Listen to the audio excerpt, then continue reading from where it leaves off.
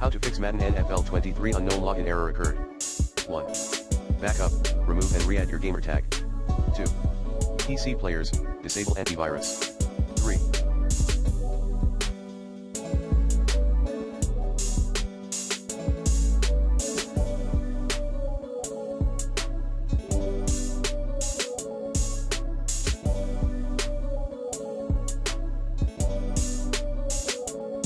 Change the DNS settings. 4.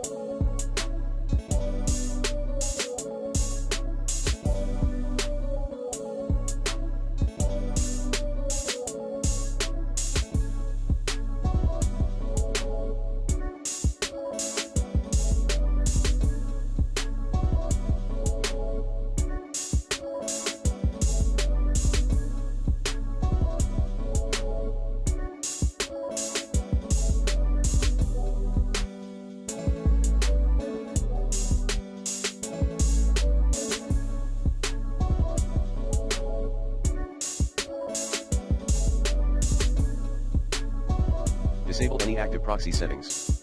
And switch from Wi-Fi to Ethernet, if you can.